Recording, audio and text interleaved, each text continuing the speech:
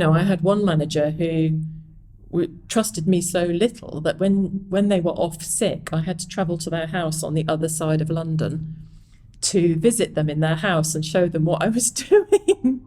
I mean, I kind of laugh about it now, but the whole situation. I mean, I made a cup of tea and I took cake and stuff, but that was a very strange relationship. I was, quite young. I was in my 20s.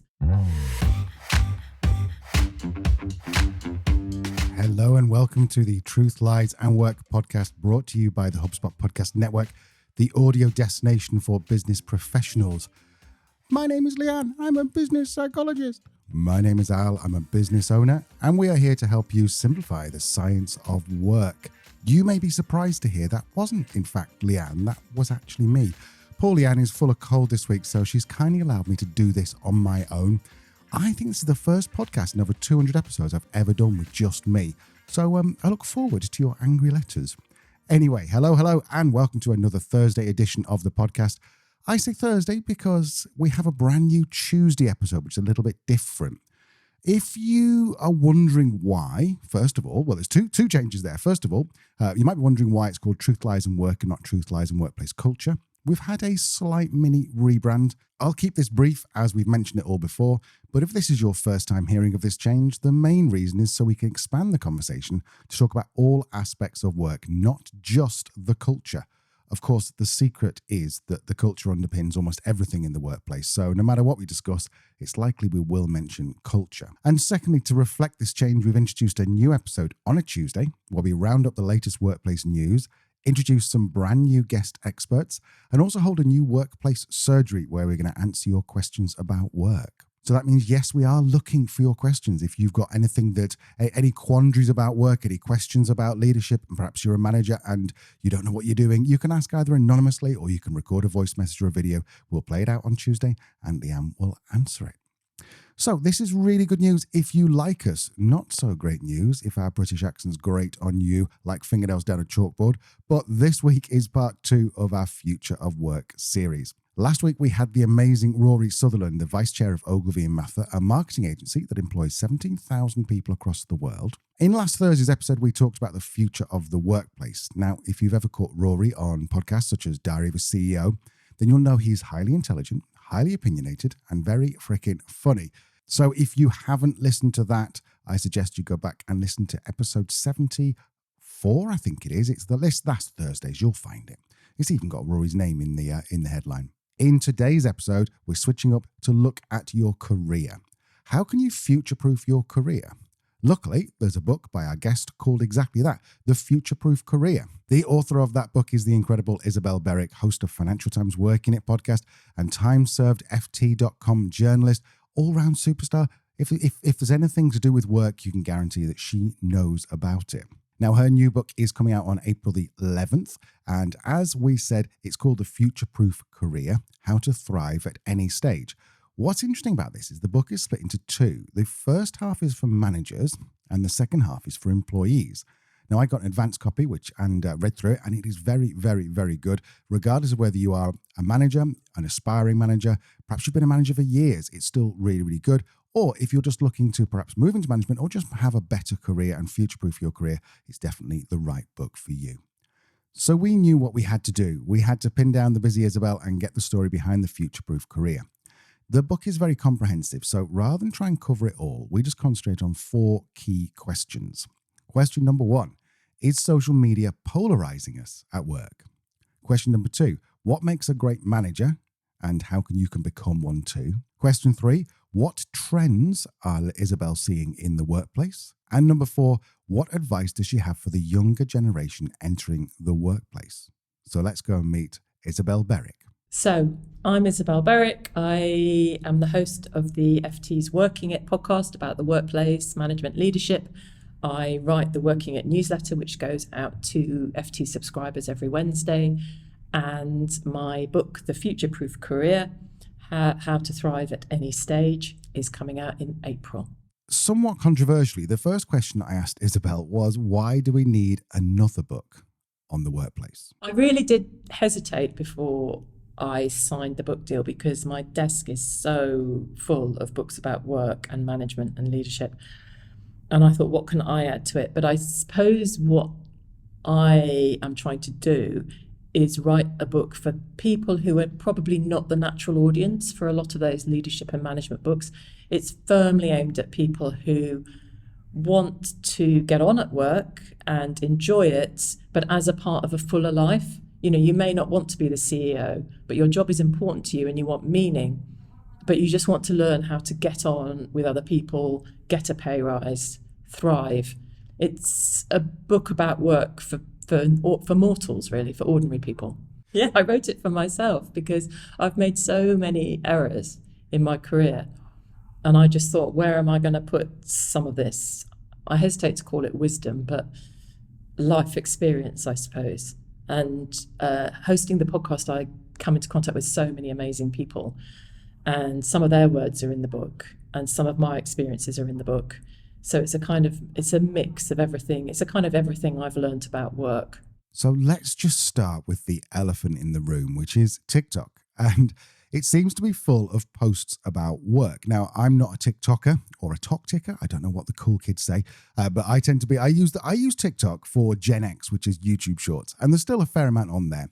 And so I do enjoy watching these posts about work, and a lot of them make me laugh out loud. There is something about the Gen Zs, as they're able to be so honest about how they approach work, but often in a really funny way. But I had to ask, is this actually healthy? Yeah, I think it's a place to vent. Right. So there's a lot, the quiet quitting, lazy girl jobs, all of those trends started on TikTok, and that's not a surprise. I think when we were young, when all of us were young, we probably had shit jobs and shit managers. The difference now is that people can go on TikTok and vent about it. And why not, And some of them are really funny. I find it really funny. And I think what I like about TikTok is that it brings a kind of humor that I think has been lacking. I mean, much as I love LinkedIn, it can be quite a humorless place. TikTok is, work is part of our lives. And I guess this is part of what I was trying to do in the book. Work is so baked into our lives, and yet sometimes it's over here at a distance. We don't count it as our real life. And TikTok is, I think, integrating real life into our sense of humor, into who we are as people. And even if we're Gen X, as I am too, we can look at that and think, yes, that's really funny. The crappy manager who gives you 15 extra tasks at 5:29, and on TikTok they'll just say, no, pick up their Stanley Cup and leave. So it's kind of inspiring, actually. I like the attitude. But with all this venting, I worry, are we actually risking polarization? Are we creating a kind of an us and them situation? You'll often see a lot of these TikToks and YouTube Shorts will take the mickey out of a boomer or a Gen Xer like me, or perhaps a millennial like Leanne. So are we creating this Gen X versus Gen Z? If you go onto Reddit and onto a subreddit called Anti-Work, you will see a lot of hate for managers and fat cat bosses and how people can do the least amount of work possible. So we're almost becoming the employees versus managers, or even worse, employees versus actual work. One of the biggest polarizations I've seen is the idea that white men are now being discriminated against. So it's almost like positioning. There's a lot of people, like, I won't mention his name, but his initials start with AT, and JP. And if you know who I mean, you know who I mean. And they seem to be like, we are white middle-class male, and I feel like we are being discriminated against. Where's our masculinity? What's going on? So I asked Isabel about this. Is it true that white men are discriminated in the workplace? I think this is a huge problem, and I think it's going to be one of the most pressing issues in workplaces. When we talk about inclusion, that means everybody. And I think there have been some groups in workplaces, white men particularly, but not just, who have not felt included by inclusion. They feel that everyone else is getting special treatment. That may not be true, but that's how they feel. And actually how we feel is very separate from what's actually going on, and it's very important. So I'm quite keen on this idea. It's a kind of new jargon word, but of belonging, which sort of moves on from inclusion somewhat and says everyone should be able to belong. But I think we still have some way to go in terms of the kind of conversations we have in workplaces and how people feel about workplaces. So, I do not want DEI to go backwards, but I do want us to sort of look forward and say, actually, some of the people have not been part of these there's been a sort of air of, if you're not with us, you're against us. And people have felt marginalised and silenced.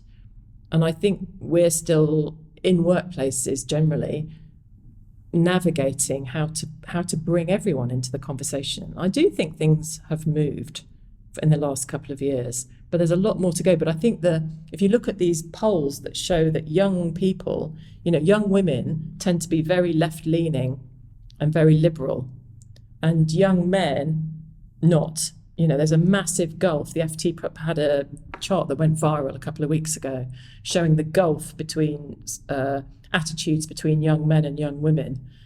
And there is this kind of risk of polarization with young men becoming more and more, reactionary. Some people are outright misogynist. The Andrew Tates of this world have a huge influence. So the impact of online culture has not really been taken account in the workplace yet. And I really hope that's something that people are going to be thinking about in the next few years. Otherwise, we might end up with polarized workplaces. And that's just not something that's going to be helpful for anyone. There is this massive intergenerational shift, I think, and that's, as you say, driven a lot by social media and TikTok particularly. I think it's part of the same thing as the polarization of men and women, for example. How do we not have generational polarization?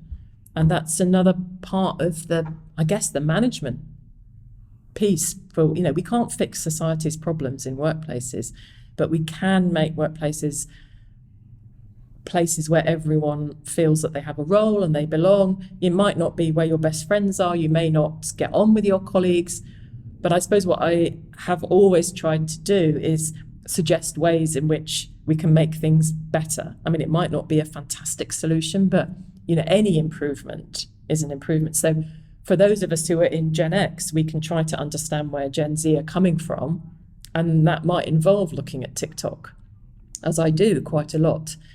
And actually, it's quite good I think it's great that Gen Z are not grateful for their jobs, because there's a lot of soul searching that hasn't been done in workplaces that really should be.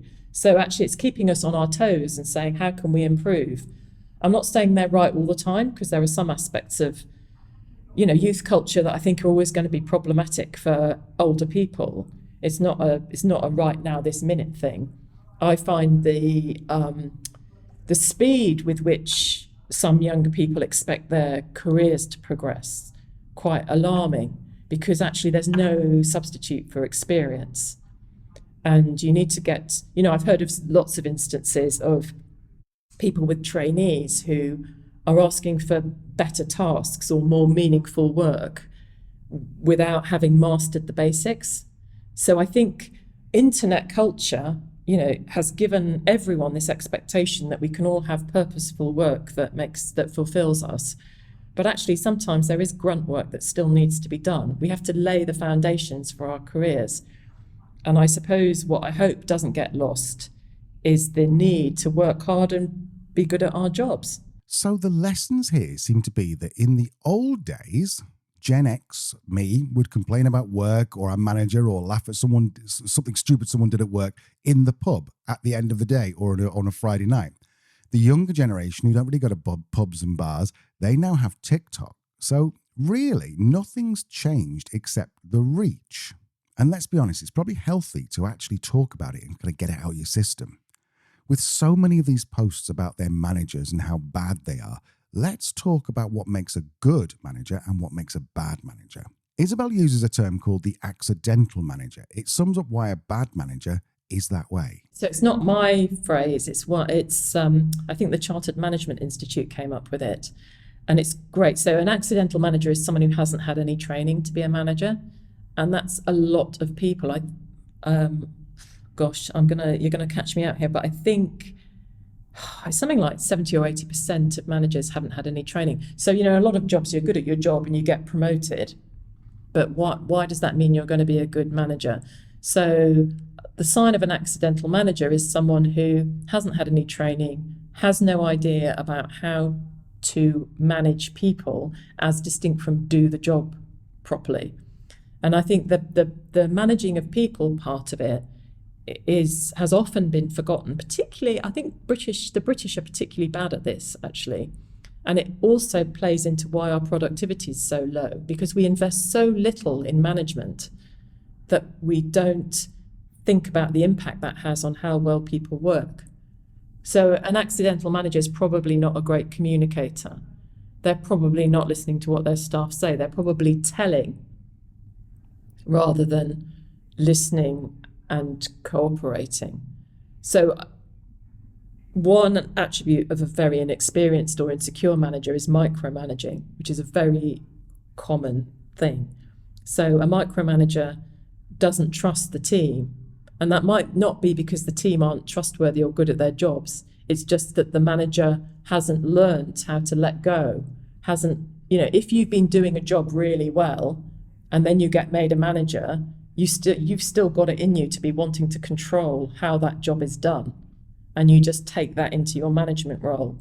But that's such a counterproductive way. I've had some appalling micromanagers in my time.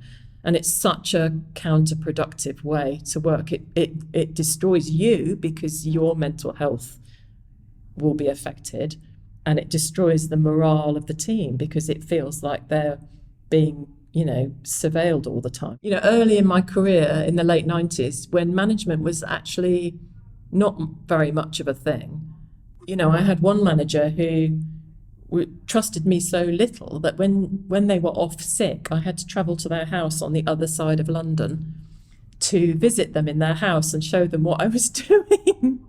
I kind of laugh about it now, but the whole situation. I made a cup of tea and I took cake and stuff, but that was a very strange relationship. I was quite young. I was in my 20s. My manager was much older. But to invite your subordinate round to your house when you're sick to check up on them is, I think, something that wouldn't happen now. Let's put it that way. How do we know what is right and what's wrong? The internet gives a lot more, and this was properly pre-internet, but, before the world of careers online and LinkedIn. None of us had any idea what else was going on in the world. So if that was what my boss said was normal, that was what was normal. So that's Isabel's experience of a bad manager. But what about a great manager? Yeah. So I've had some really great managers at the FT and elsewhere. I've been really lucky.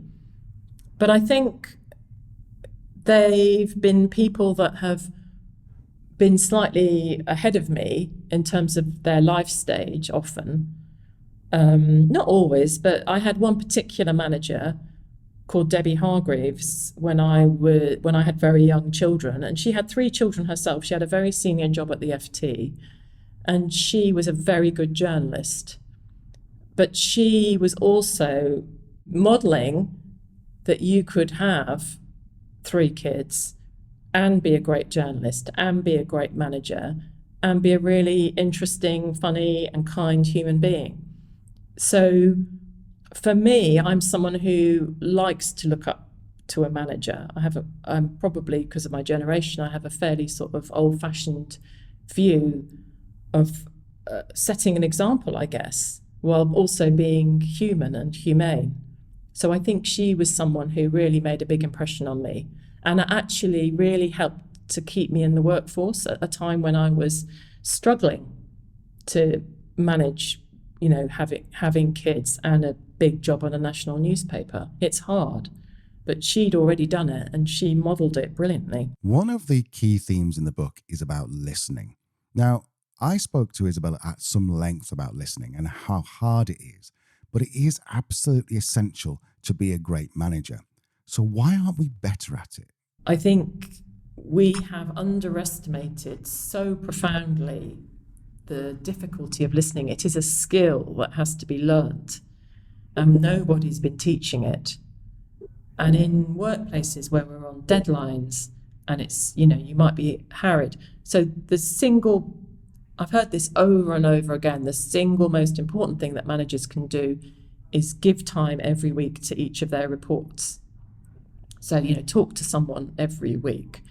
And this is particularly relevant in terms of mental health issues or, people being unhappy in some respects. And you can't fix it as a manager, but it's a kind of early warning system. And there's so much pressure on managers now. They have to act as coaches, therapists, as well as occasionally disciplinarians. And that's a lot of pressure. But if you can spend time every week with each person who is your report, it doesn't even have to be completely work focused. I mean, that it might be cheesy in your particular work context, but just finding out how people are is so important, because I suppose the flip side of listening is that, as someone said to me, everyone wants to be heard.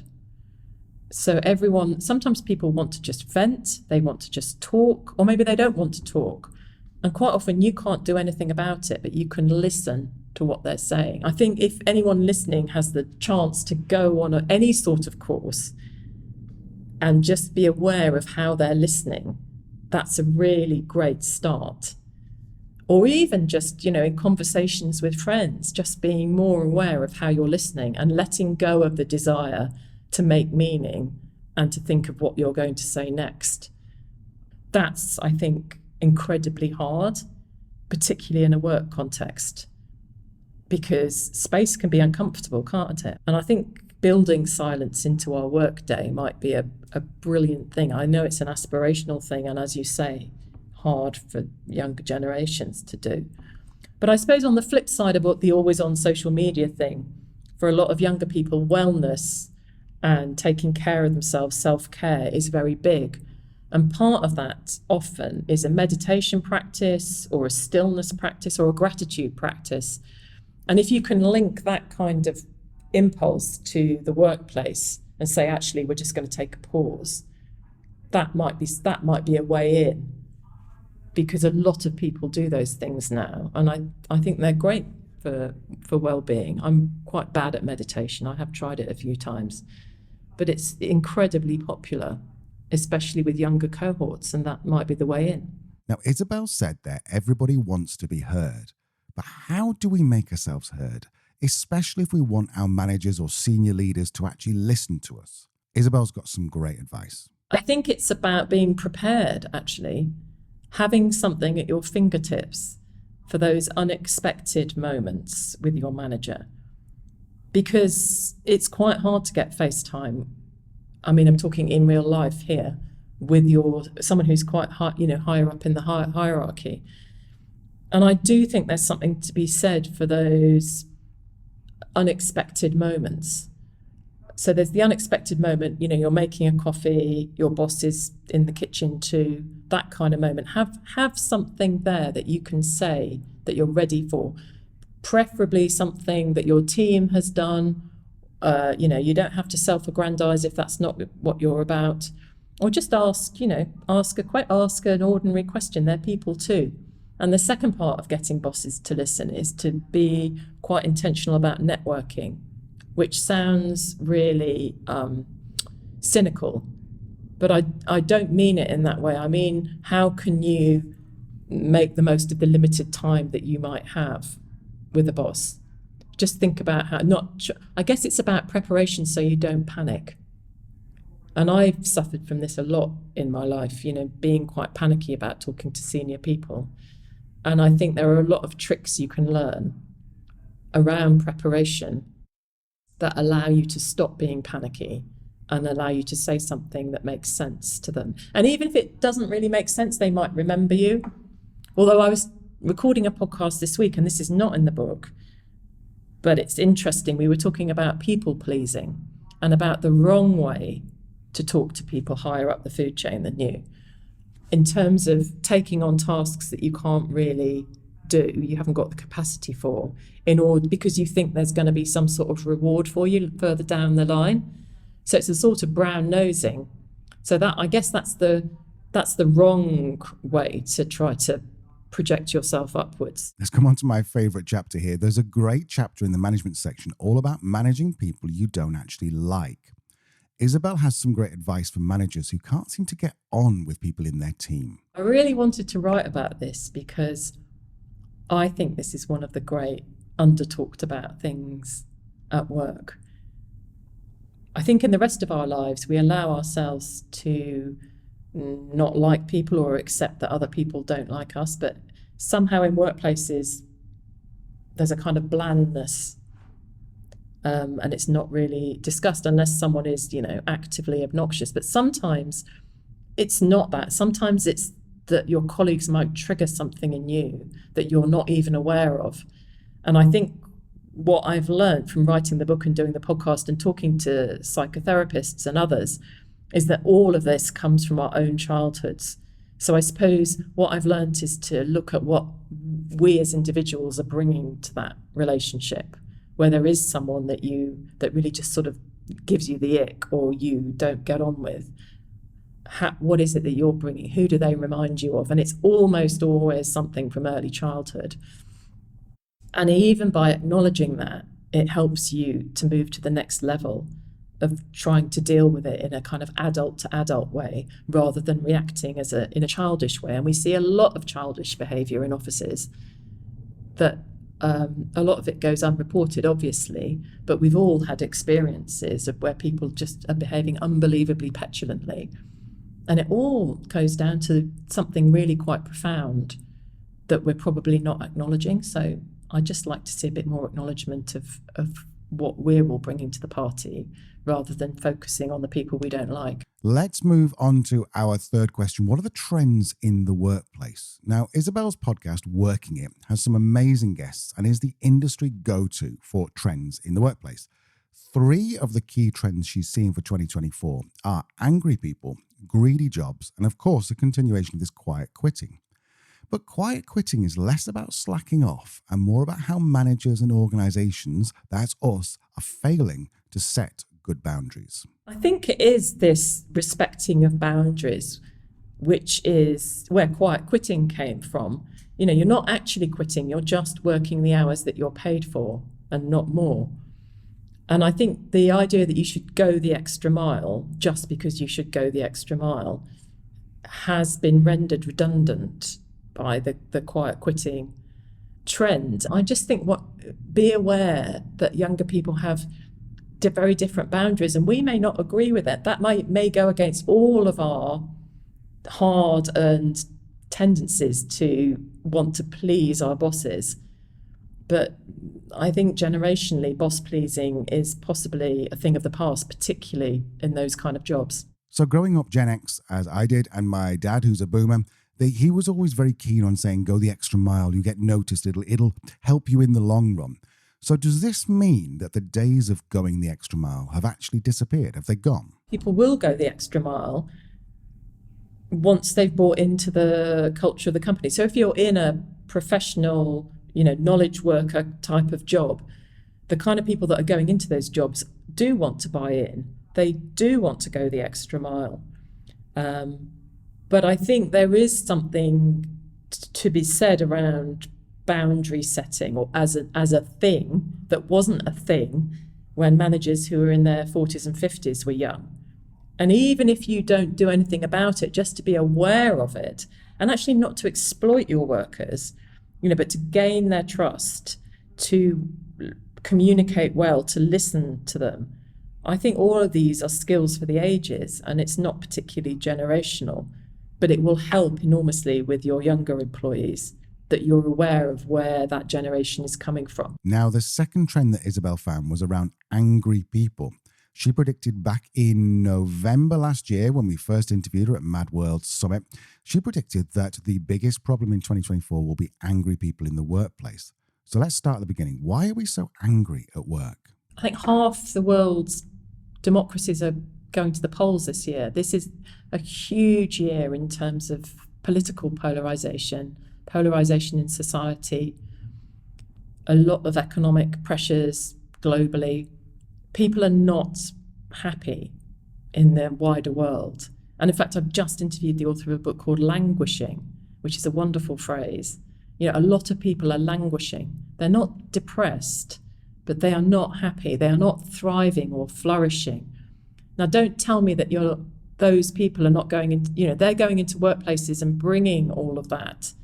And so when you're already in a bad place, the crappy stuff that happens in workplaces is going to set you off, because the workplace is quite a boundaried place, and it's sometimes okay to say, to be angry at a colleague. You might not go too far, but you can really lose your rag in a workplace. And I think the figures are just going up and up.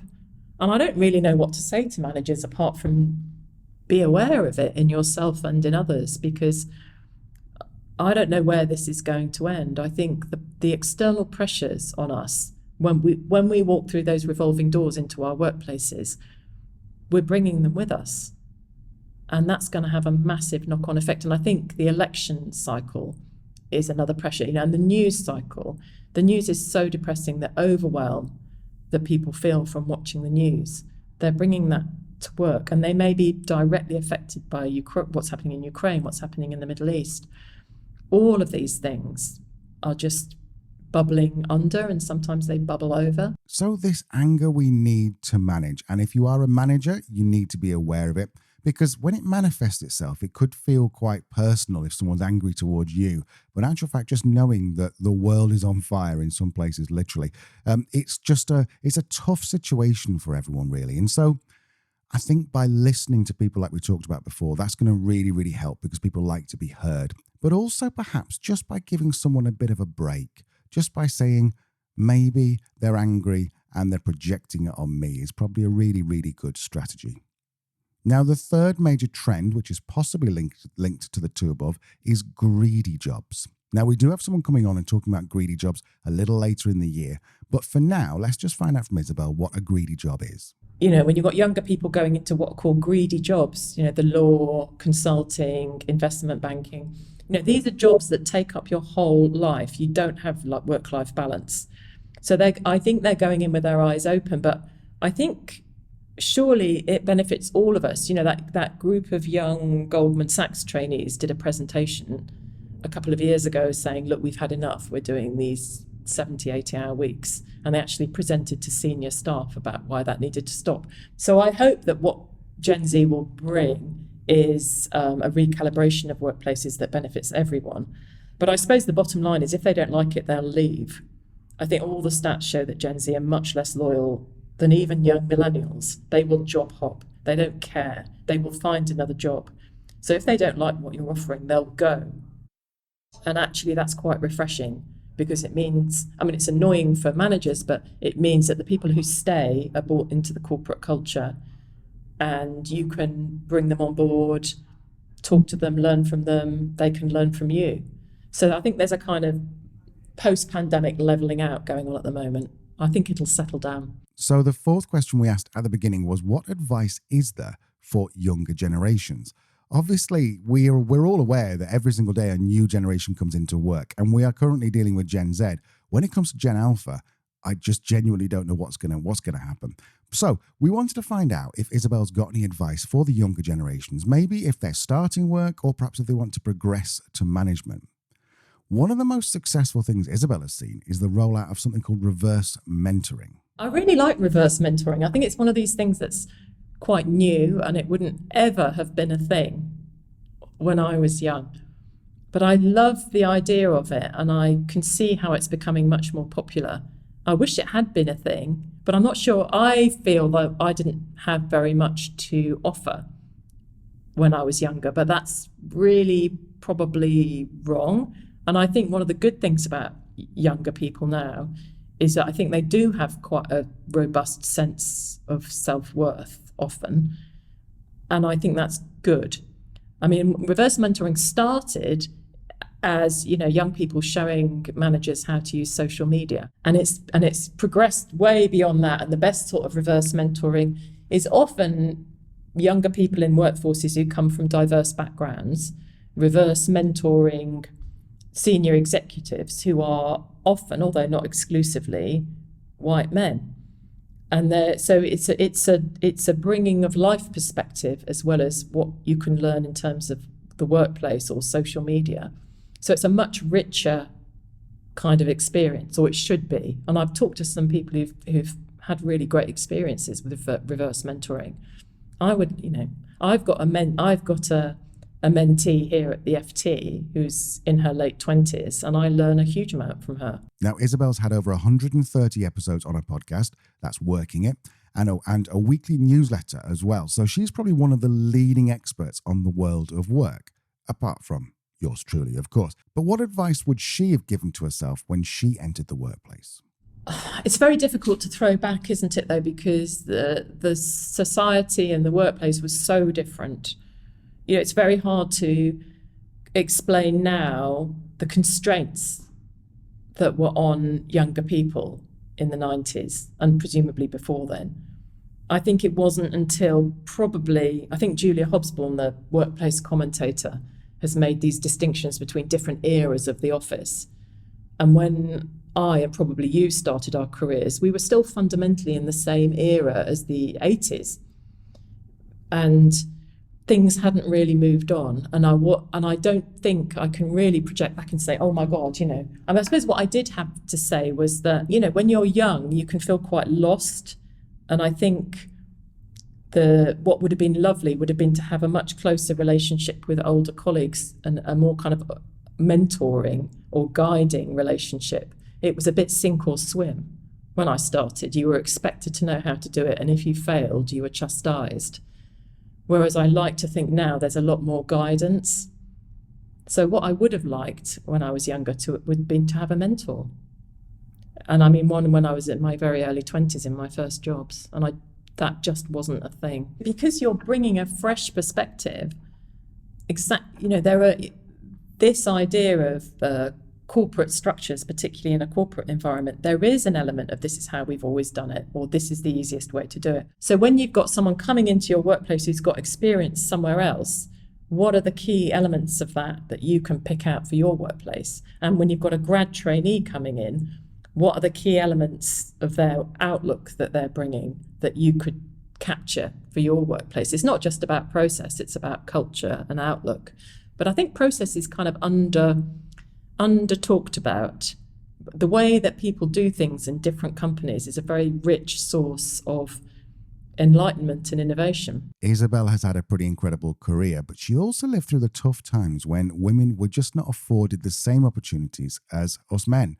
I wanted to know if she had any regrets about how she tackled her own career during those probably slightly dark days. I guess my biggest one is I have a lot of regret around the fact that when my kids were small, I took a step back with my career, or rather I didn't put myself forward for promotion or management jobs. Now, I can sort of be slightly kind to myself and say culturally at that time, at the start of this century, it was much harder for women who wanted to work part-time to have senior corporate jobs. And I did have a terrible experience where I was essentially, removed from a job because I was part-time, not because I was bad at it. And that really scarred me, but it took me a long time to step back up. I thought I wouldn't have enough bandwidth for my children and for work. And I regret that now because I think, we can do everything. We don't have to be perfect in everything we do. And I think I was tripped up by partly my own perfectionism and partly by the cultural, atmosphere of the day. But I think that's changed now. A lot of women now are able to work flexibly and, fit work around family and caring commitments and other commitments. And not just women, people, men too. So I hope I wouldn't have made the same mistake, no. But I don't know. I mean, you carry a lot of guilt as a mother when your kids are small particularly. So I really don't know. And also, I was able to pick my kids up from school 2 or 3 days a week, all the time they were at primary school. And that's, in retrospect, that was a huge privilege. What a woman. Definitely go and buy her book, The Future-Proof Career, out on the 11th of April. But it is available for pre-order. You can look in our show notes. You'll find a link there. But also just go to her Twitter, go to her LinkedIn. She will definitely have some links on there for you to follow. If you can't wait until then, here's how to hear more from her right now. I'm very often on LinkedIn at Isabel Berwick. And if you are an FT subscriber, you can subscribe to my newsletter, Working It, and the Working It podcast is free for everybody. So that was the end of my very first solo episode. How did I do? In fact, don't tell me. Unless you want to send me something really good feedback, then don't tell me. Leanne will be back on Tuesday. Well, I can't guarantee that, but I'm 99.9% sure she'll be back on Tuesday to help us with our brand new episode style, which is codenamed This Week in Work. We think that's going to be the name for it, but maybe you've got a better, catchier name. Just drop us an email. We'd love to hear. So we will be talking about the news. We'll be doing a news roundup. We'll be talking about the previous episodes and some feedback from guests. And we're also going to be having that surgery you talked about a second ago, where you can ask Leanne a question and she will answer it. And it can be anything from management to recruitment to workplace culture. It's your free consultancy. So take advantage of that. If you have a question, then you know where to find us. Check the show notes. You can go on LinkedIn, or there's our email is in the show notes, and you can send that over to us, and we would love to feature you. Obviously, you can do it anonymously, just via an email, and we won't mention your name. Or if you prefer, you can record a voice note or even a video, and we will include it in the pod. Thank you for joining us. If you love Isabel as much as we do, then please go and follow her on Twitter, on LinkedIn, and please go and buy her book, because it really is exceptional, and I'm sure you're going to love it. So we'll see you next week. Bye-bye.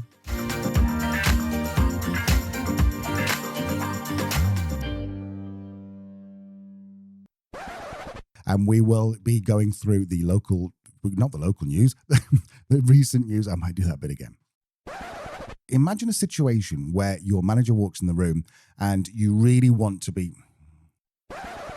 anti-work. Basically, if you look at that, everyone seems to, oh yeah, fuck that up, pal. Thank you for joining us. If you do love Isabel as much as we love, thank you.